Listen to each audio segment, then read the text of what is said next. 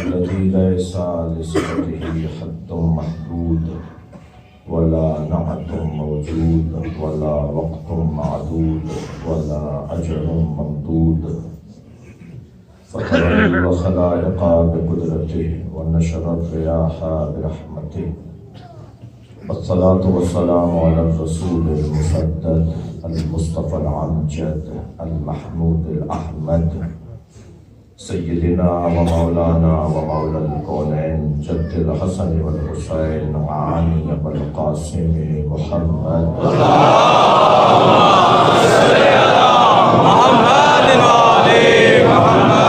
وآله الطيبين الطاهرين المعصومين الذين قال الله إنما يريد الله ليذهب عنكم الرجس أهل البيت ويطهركم تطهيرا. اللهم صل على محمد وآل محمد. ورحمة الله على أعدائهم أجمعين من يوم عداوتهم إلى قيام يوم الدين. أما بعد، حكيم في قرآن بسم الله الرحمن الرحيم وجعلنا منهم أئمة يهدون بأمرنا لما صبروا وكانوا بآياتنا يوقنون. صلوات. اللهم صل على محمد وآل محمد. اس سے بہتر و بلند صلوات پڑھیں. اللهم صل على محمد وآل محمد. سورہ مبارکہ سجدہ کی 24ویں آیت ہے جو میں نے آپ کے سامنے پڑھی. اللہ اپنے اس کلام میں ایک اپنے حتمی فیصلے کا اعلان کر رہا ہے. ویسے تو اس کا ہر فیصلہ حتمی ہے، فیصلے ان کے بدلتے ہیں جن کا علم بدلتا ہے، رائے وہ بدلتے ہیں جن کی تعلیم بہتر ہوتی ہے. اللہ کا ہر فیصلہ حتمی ہے. اس نے کچھ حتمی فیصلوں میں سے ایک فیصلہ یہ رکھا ہے کہ امام ہم بنائیں گے. اگر اس مائک کو ٹھیک کرنے اور اسے سنبھالنے کی ذمہ داری کوئی ایک لے لے، اس ہال کی انتظامی ذمہ داری کوئی ایک فرد لے دے، تو احتیاط یہ ہے کہ کوئی اور اس میں دخالت دینے سے پہلے اس سے پوچھ لے کہ ہم آپ کا کام کرنا چاہتے ہیں، آپ کی اجازت ہے. ادب اور تہذیب کا تقاضا تو یہ ہے کہ جس کا جو کام ہو اس کی اجازت کے بغیر کوئی اور انجام نہ دے. جب اللہ نے ایک دفعہ نہیں قرآن میں 10 جگہ کہہ دیا کہ خلیفہ میں بناؤں گا، امام میں بناؤں گا،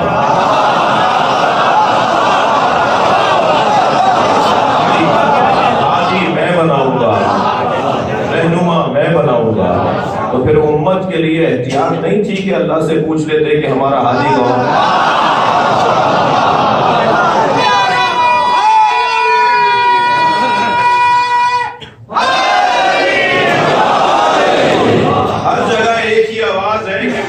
تقرریاں ہونی چاہیے، میرٹ پہ پارٹی ٹکٹس ملنے چاہیے، میرٹ پہ تبادلے ہونے چاہیے، میرٹ پہ داخلے ہونے چاہیے۔ ہم بھی 1400 سال سے یہی کہہ رہے ہیں کہ نبی کے بعد میرٹ پہ ماننا چاہیے۔ وہ میرٹ کیا ہے، وہ قابلیت، وہ معیار، وہ ہے کیا؟ ہر ایک شعبے کے لیے معیار مختلف ہے، مگر امامت کے لیے جو معیار اللہ نے بنایا ہے، پہلا معیار تو یہ ہے کہ اللہ بنائے گا۔ ہمارے پاس کوئی نص ہونا چاہیے، ہمارے پاس قرآن سے کوئی آیت ہونی چاہیے، یا جسے اللہ نے بنایا ہے اس کا بنایا ہوا ہونا چاہیے۔ تو یہ مسلسل نص کا عنوان پائے گا۔ دوسرے اس آیت کریمہ میں اللہ نے وَجَعَلْنَا مِنْهُمْ أَئِمَّةً يَهْدُونَ بِأَمْرِنَا، اور ہم نے ان میں سے کچھ کو امام بنایا۔ اچھا، جن میں سے اس نے کچھ کو امام بنایا، وہ قبیلہ کون سا ہے؟ جن میں سے وہ امام بنائے گا، خود وہ بھی تو کوئی معیاری قبیلہ ہے نا۔ اللہ اس آیت میں میرے بازیہ علماء تشریف فرمائے، ان سے میں دعا لوں کہ وَجَعَلْنَا مِنْهُمْ أَئِمَّةً يَهْدُونَ بِأَمْرِنَا، اور ہم نے ان میں سے کچھ کو امام بنایا۔ بہت دیر لگا سکتا ہوں، وقت میرے پاس تنگ ہو گیا، اور انشاءاللہ دوبارہ حاضری ہوگی تو بہتر اور اچھے انداز سے مفصل گفتگو ہو۔ وَجَعَلْنَا مِنْهُمْ أَئِمَّةً يَهْدُونَ بِأَمْرِنَا، اور ہم نے ان میں سے کچھ کو، اللہ کن میں سے کچھ کو امام بناتا ہے؟ اللہ جن میں سے امام بناتا ہے، ان میں سے ایک کا نام عباس ہے۔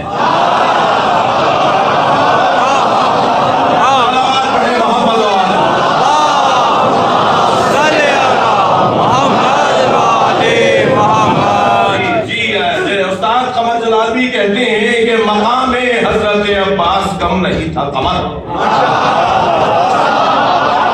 اللہ جن میں سے امام بناتا ہے، وہ کہہ رہے ہیں کہ مقام حضرت عباس کم نہیں تھا قمر، پلاتی دودھ جو زہرا امام ہو جاتے ہیں۔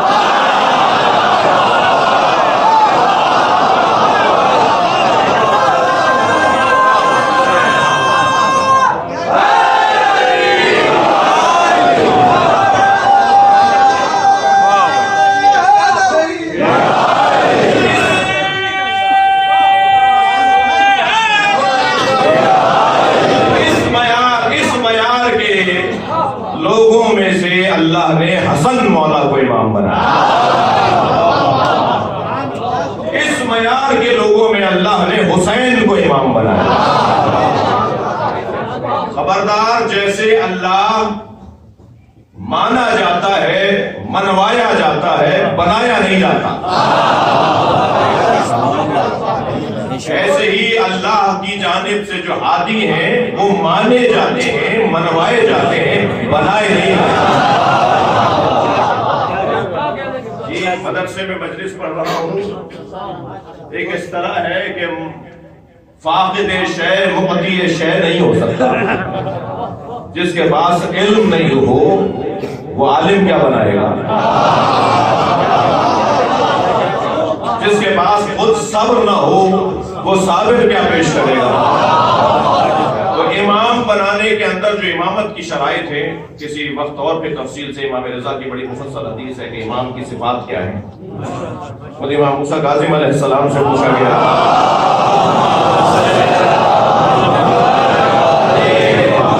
کہ امام کی صفات کیا ہیں؟ ائمہ اہل بیت نے ائمہ کی صفات بیان کی ہیں۔ پھر جب عظمت اور فضیلت کے باب میں جائیں گے تو زیارت جامعہ پڑھ لیجئے کہ امام علی نقی نے اماموں کو ائمہ کو کیا کہہ کر سلام کیا ہے. السلام علیکم یا ایبۃ علم اللہ، سلام ہو اس قبیلے پہ کہ جو اللہ کا علم رکھنے کی جگہ ہے.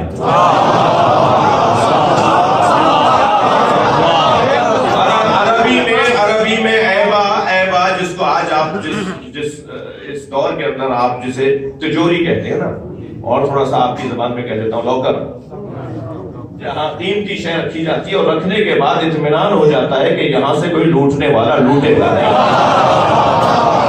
قیمتی اشیاء کو جہاں رکھ دیا جائے اور اطمینان کر لیا جائے کہ اب یہ محفوظ رہے گا، اسے عربی میں کہتے ہیں ایبا. عین بے یہ تے ایبا. اللہ جہاں اپنا علم رکھتا ہے وہ یہ گھرانہ ہے.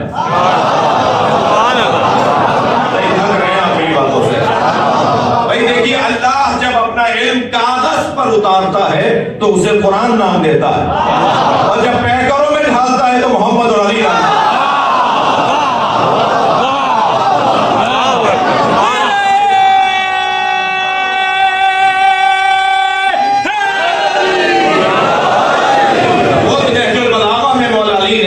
ہمارے لیے فیصلہ کر دیا، خبردار اہل بیت کے بارے میں جھگڑا نہیں کرنا.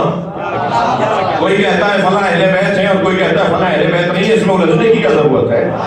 مولا علی نے فیصلہ کر دیا، علمہم یخبرکم علمہم عن علمہم. ان کا علم ان کے علم کا پتہ بتائے.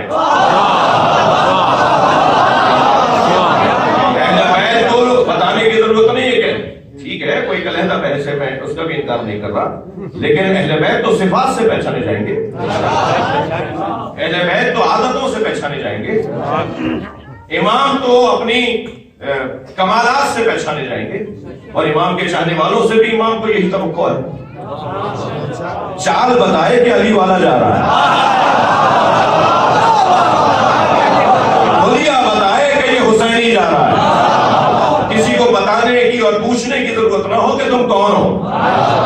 ہمارا رویہ بتائے کہ ہم کون ہیں. جس کو علی مارتے تھے نا، وہ جنازہ پکار کے کہتا تھا مجھے علی نے مارا ہے.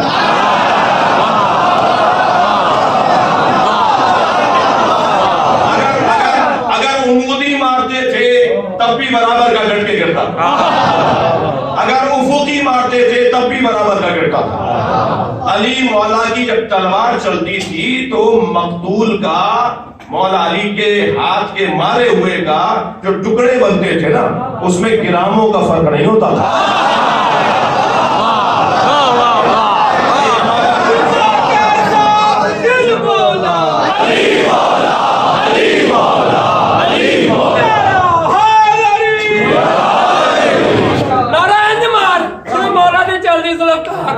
اونچا بول کے پنجا کھول کے جو نعرہ لگائے گا پھر کی مراد پائے گا.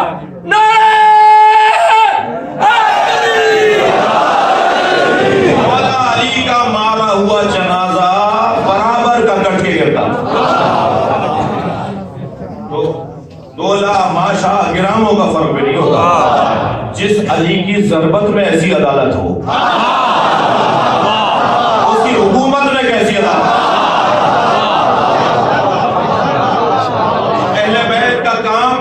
پکار کے بتاتا ہے کہ یہ اہل بیت کا. ائمہ کی صفات ہیں، کسی کو منوانے کی ضرورت نہیں ہے. یہ ووٹوں کی بنیاد پر امام نہیں مانے جاتے.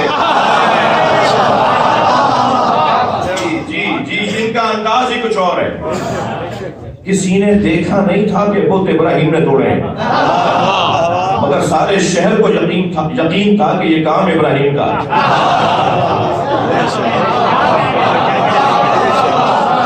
سارا شہر تہوار منانے کے لیے باہر گیا ہوا تھا.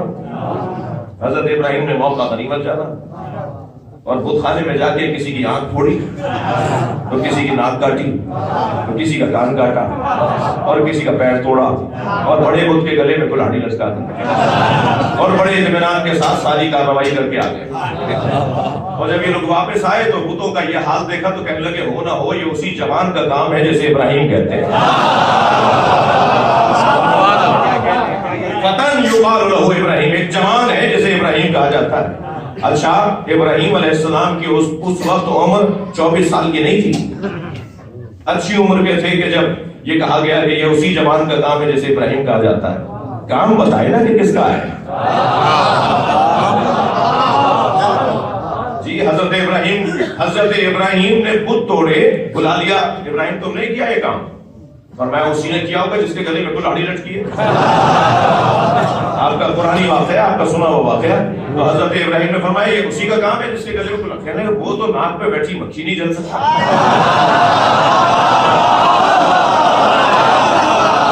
حضرت ابراہیم نے فرمایا جو ناک پر بیٹھی مکھی نہیں جل سکتا وہ تمہارا خالق اور رب کیسے ہے؟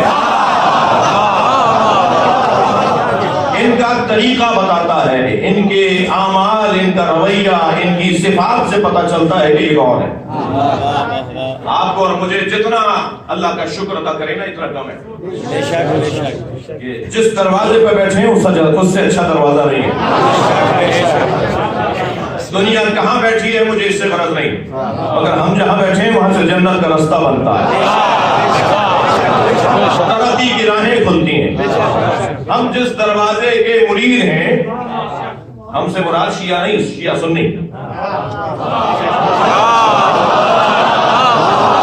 جی مجھے میں جتنا بڑا شیعہ ہوں اتنا ہی بڑا سنی بھی ہوں۔ سنی ہماری جان ہے۔ ہم امام بارگاہ میں مجلس کرتے ہیں، مسجدوں میں نہیں کرتے۔ ہم مسجد کے ساتھ امام بارگاہ بناتے ہیں اس لیے کہ کل قیامت میں اگر ہندوؤں نے، یہودیوں نے، عیسائیوں نے شکایت کر دی کہ میں دین سمجھنے گیا تھا، مسلمان تو مسجد میں آنے نہیں دیتا تھا۔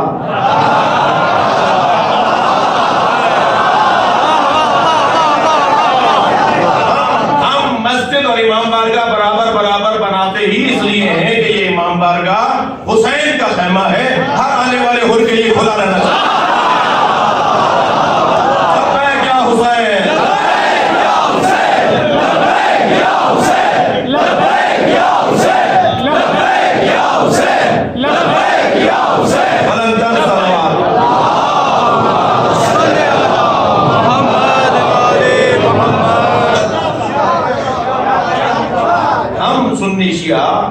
محبان اہل بیت، موالیان حیدر کرار، مریدان زہرا، ہم سب اس بات پر متفق ہیں کہ بعد از خدا نبی اور نبی کے بعد علی۔ مولانا حسین نجفی صاحب میرے بڑے بھائی اور رفقا اور شخصیات اور علماء اکرام اساتذہ تشریف فرما ہے، کچھ تک بندی بھی کر لیتا ہوں۔ تو پچھلے دنوں ایک کلام کہنے کی توفیق ہوئی تو میں نے عرض کیا تھا کہ غدیر خم کے سفر میں سراب کوئی نہیں۔ ہر راستے میں دھوکہ ہے مگر علی کے راستے میں دھوکہ نہیں۔ غدیر خم کے سفر میں سراب کوئی نہیں، خدا نبی کا علی کا جواب کوئی نہیں۔ آپ کی سماعتیں میرے ساتھ ہیں۔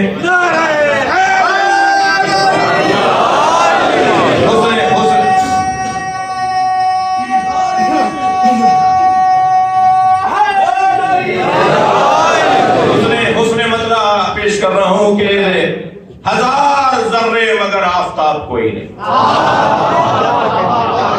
ہزار ذرے مگر آفتاب کوئی نہیں، تو آپ سب ہیں مگر بو تو آپ بڑی عنایت لاہور میں مجلس پڑھ رہا ہوں۔ لاہور والے اگر شعر نہیں سنیں گے تو کون سنیں گے؟ شاعر مشرق اگر یہاں دفن ہے تو یہی تو شعر کا ذوق ہوگا۔ تو جس شعر کی خاطر میں نے آپ کو یہ 2 شعر سنا دیے تو وہ شعر سن لیجئے ذرا۔ خدا کے بعد نبی اور نبی کے بعد علی، خدا کے بعد نبی اور نبی کے بعد علی، اس ایک بات سے روشن کتاب کوئی نہیں۔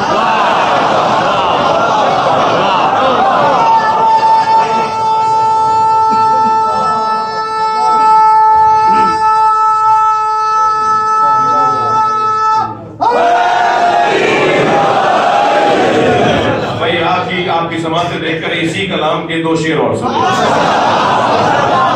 حقیقتاً ابو طالب کے لاڈلے کے سوا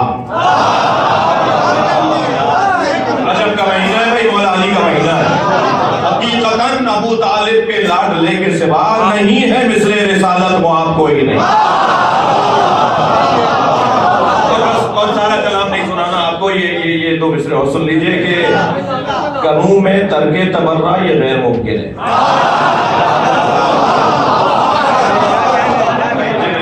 جن تک آواز نہیں گئی ان کے لیے مصرع تکرار کر رہا ہوں. کنوں میں ترک تبرع یہ غیر ممکن ہے. کنوں میں ترک تبرع یہ غیر ممکن ہے, مگر غلط ہے کہ اس کا نصاب کوئی نہیں.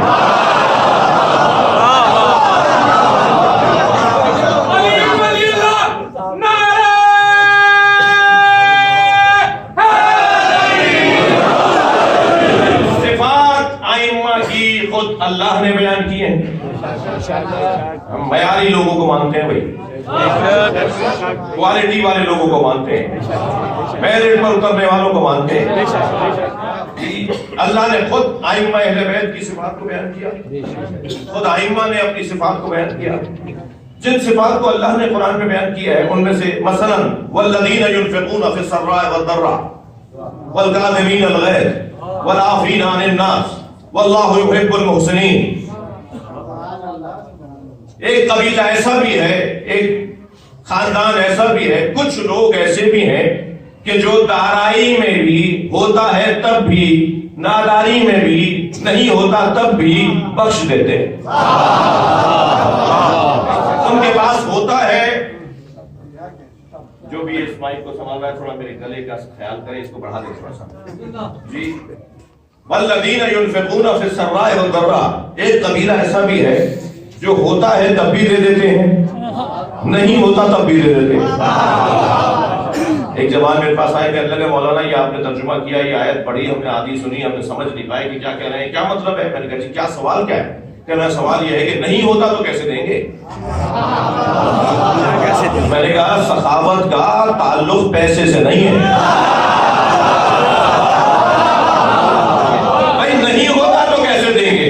تم دینے والے ہوتے تو تمہارے پاس پیسہ بھی ہوتا.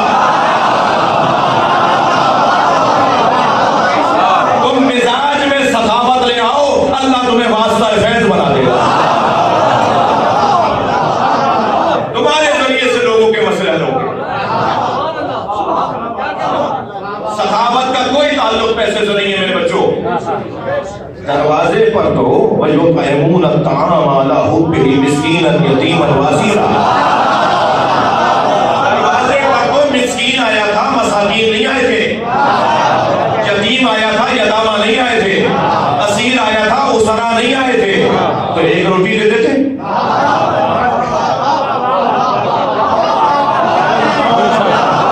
بھائی ایک روٹی دے دیتے, اس کا پیٹ بھی بھر جاتا, آپ بھی افطار کر لیتے. یہ مانگنے والا اسیر ہے, یتیم ہے, مسکین ہے, مگر 5 روٹیاں دی جا رہی ہیں. مولا علی سے کہے مولا ایک روٹی لے دیتے, اس کا بھی پیٹ بھر جاتا, آپ بھی افطار کر لیتے. تو عجب نہیں, علی کا جواب آئے کہ مانگنے والے نے کب کہا ہے کہ مجھے علی کی روٹی چاہیے.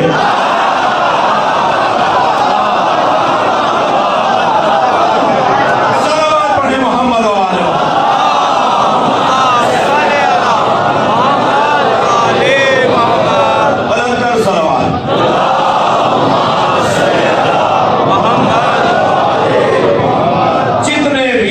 گھر میں رہتے ہیں سب عطا کریں گے. یہ گھرانہ دینے والوں کا گھرانہ ہے. والذین ينفقون فی السراء والضراء والکاظمین الغیظ. قزم جب مشق بھر جائے تو پانی روکنے کے لیے اس کے دہانے کو رسی سے باندھنا پڑتا ہے. جب مشق بھر جائے تو اگر اس کا منہ کھلا رہ جائے گا تو پانی بہ جائے گا. اس کے دہن کو رسی سے باندھنا پڑتا ہے. یہ جو کیفیت ہے اسے کہتے ہیں قزم. اس کو کہتے ہیں قزم. قزم غیظ. اب یہ اضافہ ہو رہا ہے. قزم یعنی چھلکنے سے, بہنے سے بچانے کے لیے جب منہ کو بند کر دیا جائے تو وہ قزم ہے, اور یہ کام کرنے والا قاضم ہے. بھائی سلوات پڑھنے مولا کی ذات پر.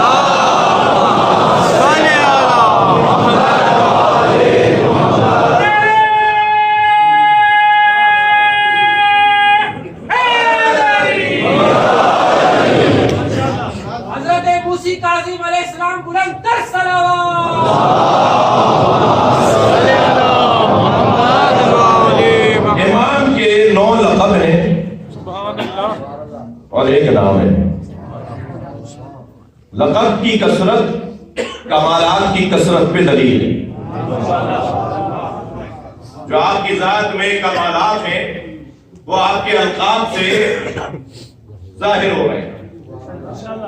تو جتنے القاب ہیں اتنے ہی آپ کے کمالات ہیں. اور نام حضرت کا ایک ہے اور وہ ہے موسیٰ. میرے بچوں جوانوں، موسیٰ نبی بھی گزرے اور موسیٰ امام بھی ہیں. نبیوں میں بھی موسیٰ اور اماموں میں بھی موسیٰ. توجہ چاہوں گا، نبیوں میں بھی اللہ نے ایک موسیٰ کلیم اللہ، موسیٰ کلیم، اور اماموں میں بھی موسیٰ کاظم. وہ زیادہ بولنے والے، یہ کم بولنے والے. جن کا کام بولنا تھا وہ نبیوں میں، اور جن کا کام خاموش رہنا اور صبر کرنا اور برداشت کرنا وہ اماموں میں. دونوں موسیٰ ہیں. وہاں موسیٰ کے ساتھ بھی ہارون تھا.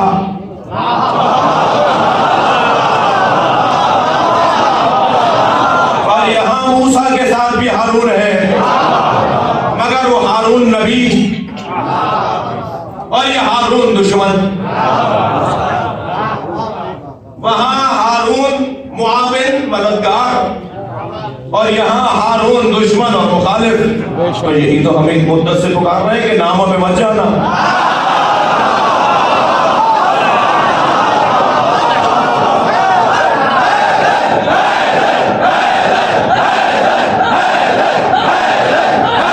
صلوات پڑھیں گے محمد والے.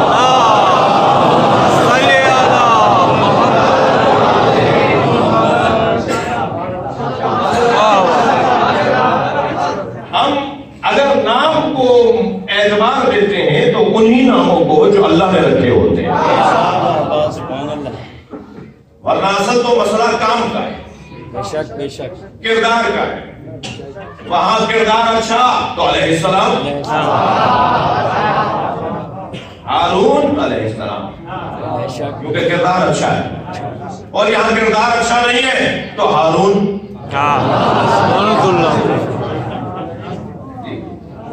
بس کردار ہے در حقیقت جو انسان کو معتبر بناتا ہے یا اس کا اعتبار گراتا ہے. تو کیفیت دونوں کے ہاں بڑا منفرد انداز کے ساتھ اللہ نے رکھی ہے. وہاں نبی کے ساتھ بھی کچھ آزمائشیں ہیں اور یہاں نبی امام کے ساتھ بھی کچھ آزمائشیں ہیں. اور میں ذرا وقت کی تنگی کو محسوس کرتے ہوئے گریز لے رہا ہوں کہ وہ جو صفات اللہ نے بیان کی ہیں امام کی صفات، ان میں پہلی صفت کیا ہے؟ لمبا صبر. وجعلنا منهم أئمة يهدون بأمرنا، اور ہم نے ان میں سے کچھ کو امام بنایا جن کی پہلی صفت یہ ہے کہ لمبا صبر ہو. وہ صابر ہے. صبر صفت ہے امام کی. اماموں کے لیے، ائمہ کے لیے صفت بارز روشن صفت ان کا صبر ہے، ان کا برداشت ہے، ان کی تحمل مزاجی ہے. لہذا سارے امام کاظم ہیں. بھائی تھک رہے ہیں آپ میری بات سے. سارے امام مرتضی ہیں، سارے امام مجتبی ہیں، ہر امام شہید ہے، ہر امام شہید ہے، زین العابدین ہے، ہر امام باقر العلوم ہے، ہر امام رضا ہے، ہر امام عسکری ہے اور ہر امام مہدی ہے.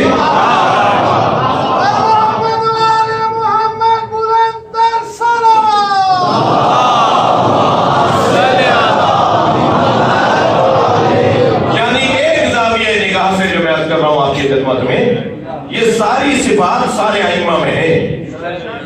لیکن جب صفت لقب بن جائے،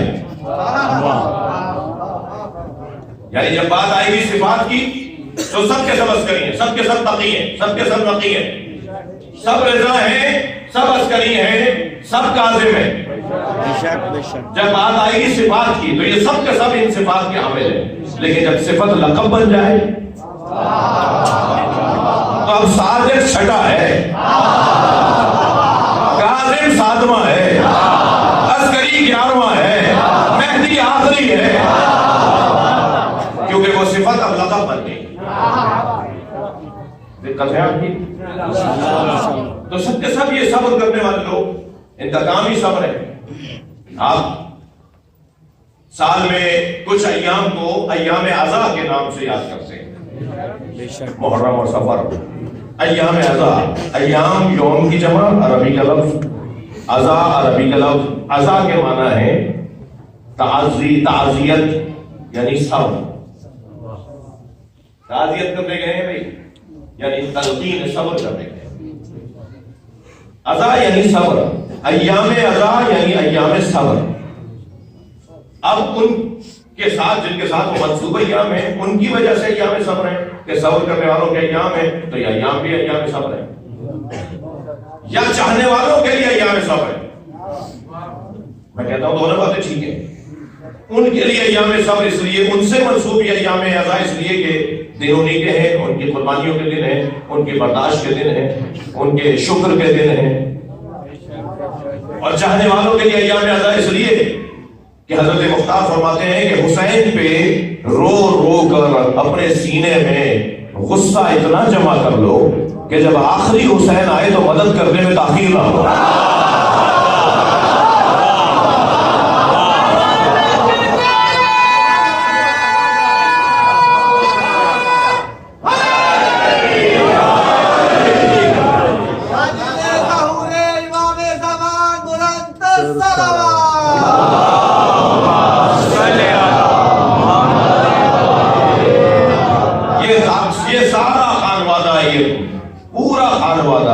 صابروں کا خانوادہ ہے۔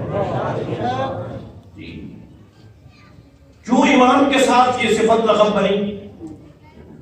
کاظم برداشت کرنے والا، غصہ پینے والا۔ غصہ کس بات کا تھا؟ غصے کا کیا تعلق ہے؟ کیوں امام کو کاظم کہا؟ یہ وہ امام معصوم ہے کہ جن کے زمانے سے چاہنے والوں میں اختلاف شروع ہو گیا۔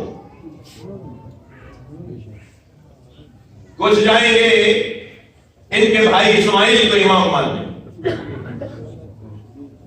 کچھ انہیں امام مانیں گے، اور انہیں پتا ہے کہ امام کون ہے، اور خود اسماعیل کو پتا ہے کہ امام کون ہے، اور خود امام جعفر صادق کو پتا ہے کہ امام کون ہے۔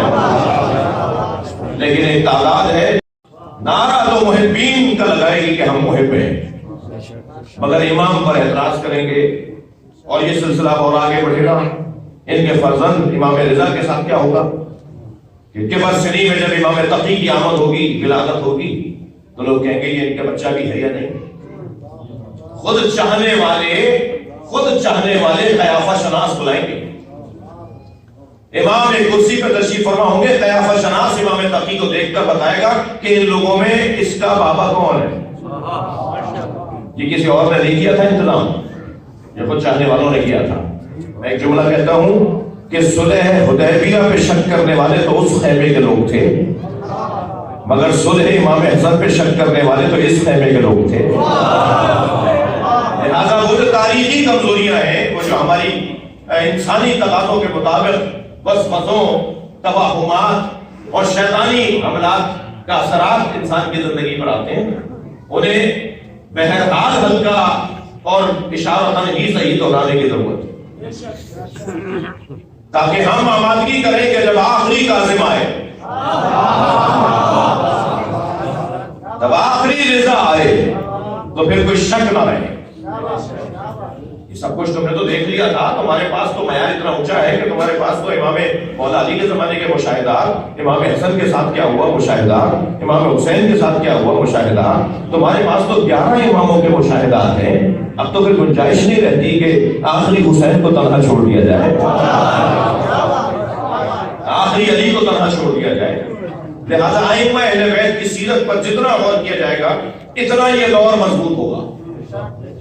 انتظام کی ضرورت ہے، اہتمام کی ضرورت ہے۔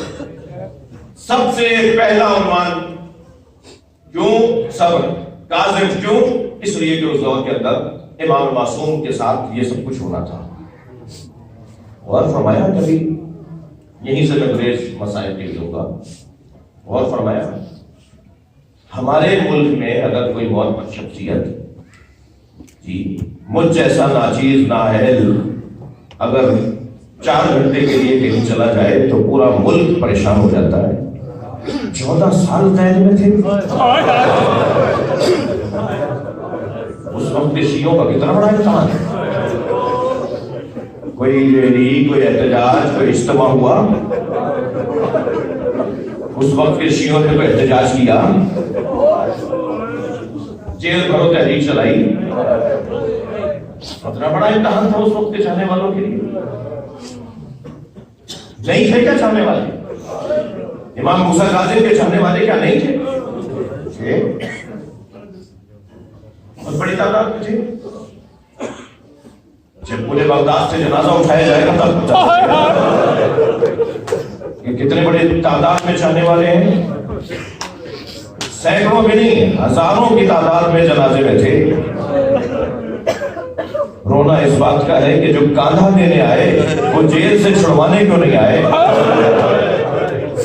یہ امتحان تھا، یہ اس وقت کی آزمائش تھی. خود امام موسیٰ کاظم کا قسم اور برداشت کیے کہ اپنے چاہنے والوں سے کہتے ہیں اب کے بعد وضو ایسے نہیں، ایسے کرو گے. آج کے بعد ہمارا حکم ہے کہ وضو بدل دو تاکہ تمہاری جان بچ جائے. ہر آئینے کو آئینہ بردار چاہیے. تم زندہ رہو گے تو ہمارا نام لو گے نا. اپنے چاہنے والوں کو کیسا بچایا؟ اگر تم ہی مار دیے گئے، تم ہی دیواروں میں چن دیے گئے، تمہارا ہی نشان مٹا دیا گیا، تو آگے کیسے تم اس عالم کو لے کے چلو گے؟ اس زمانے کے لوگوں کا کتنا بڑا امتحان تھا کہ ان کا امام 1-2 سال نہیں، یہ 14 سال کی جو تعداد اور عدد اور سالوں کی تعداد بیان ہوئی ہے. بہرحال اگر ضعیف بھی ہو تو اتنا ضرور ہے کہ 4 سال سے زیادہ امام قید میں رہے.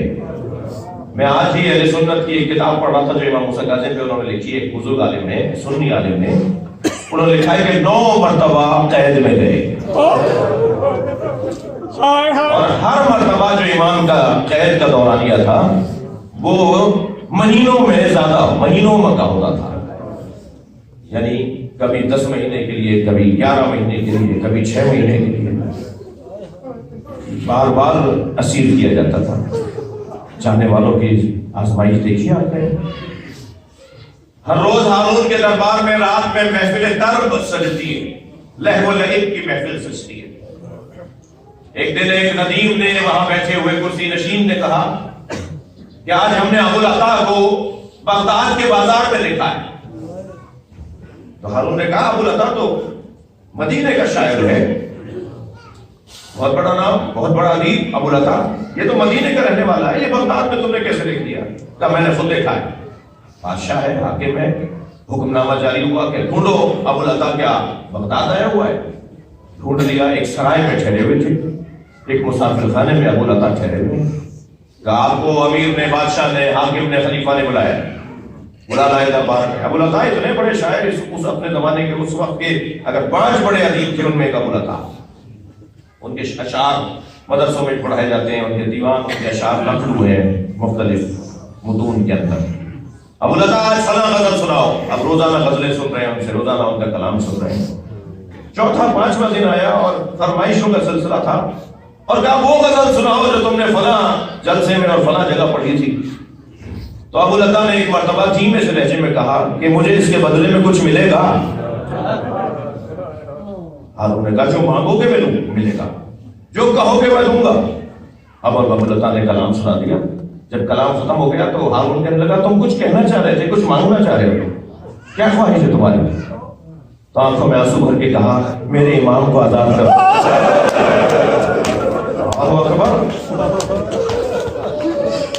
اس وقت کے چاہنے والوں کی آزمائش. کچھ دیر کے لیے ہارون خاموش رہا اور کہنے لگا 3 دن بعد تمہارے امام کو آزاد کر دیں گے. जाओ जाके जिंदान के दरबार से अपने इमाम को ले लेना और कल भी आना शेर सुनाने। तुम 3 दिन तो यहाँ रहोगे ना, तुम्हारा इमाम आजाद होगा। अबुल अता रोजाना अपना कलाम सुना रहा है।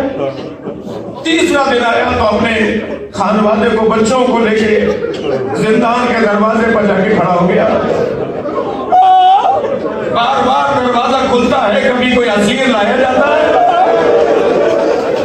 और कभी कोई असीर आजाद किया जाता है। और हर मर्तबा दरवाजा खुलने पे अबू लता कहते हैं मेरे इमाम को आज आजादी मिलनी थी। और जो दरबान होते हैं ना, वो कहते हैं कुछ देर और रुको, तुम्हारा इमाम आज आजाद हो जाएगा। अभी कुछ देर बाद आप ताबूत की ज़ियारत करेंगे। जी हक है, उस इमाम का ताबूत तो जरूर उठना चाहिए जिसका ताबूत उठाने वाला कोई नहीं। अल्लाह आपको किसी गम में न रुलाए। जब मजलिस में बैठा करें ना, बगल उठ करके नहीं रोया करें। जब आप बुलंद आवाज से रोते हैं, इमाम जाफर सादिक दुआ देते हैं, इमाम मोहम्मद बाक़िर मुसल्ला बिछा के रोने वालों के लिए दुआ करते हैं। हम किस किस का ताबूत उठाते हैं? आप अहले बैत के जनाजों का हाल सुनेंगे। नबी के जनाजे में 11 लोग थे। अल्लाह को कोई गम ना दे। उम्मत को एतराज हुआ कि अली ने हमारा इंतजार नहीं किया और नबी को दफना दिया। मौला ने खुतबा दिया कि मैं अहले बैत हूँ, मेरे ऊपर जिम्मेदारी थी कि कैसे खुसरो कफन दूं, मैं किसी के इंतजार का मोहताज नहीं था। इस घर में दूसरा जनाजा 75 या 95 दिन बाद। गिरोने वालों, हमारे सुन्नी भाइयों के मुताबिक 6 लोगों ने जनाजा उठाया। सैयदा के जनाजे में 6 लोग थे। फिर उम्मत को एतराज हुआ कि अहले बैत ने हमें अपने जनाजे में नहीं बुलाया। इस घर में तीसरा जनाजा मौला अली का। हमारे सुन्नी भाइयों के मुताबिक 2 लोगों ने जनाजा उठाया। आगे से जनाजा खुद उठ रहा था, पीछे से हसनैन उठा रहे। मौला कायनात और जनाजे में कांधा देने वाला कोई नहीं। फिर एतराज हुआ कि अहले बैत अपने घर के जनाजे में नहीं बुलाते। तो पहला जनाजा था जो आपकी फरमाइश पर उम्मत के कांधों पे दिया गया, वो इमाम हसन का जनाजा था। उम्मत ने इतने तीर मारे कि पहले जनाजे से तीर निकालते रहे। और 5वें जनाजे का हाल सुनेंगे, कैसे घोड़े दौड़ाए कि ज़ैनब नहीं पहचान पाई। क्या तुम ही ज़ैनब के भाई हुसैन हो? मैं किस किस जनाजे का हाल बताऊं? अबू लता बार बार आने वालों से कहता है मेरा इमाम कब आजाद होगा? जरा सब्र करो, कुछ देर बाद तुम्हारे इमाम को आजादी मिलेगी। अबू लता कहता है मेरी निगाह मुसलसल जमी हुई थी जिंदान के दरवाजे पर, अब खुलेगा तो मेरा इमाम आएगा। मैं बढ़कर पैरों का बोसा लूंगा, मैं बढ़कर हाथों का बोसा लूंगा, मैं कहूंगा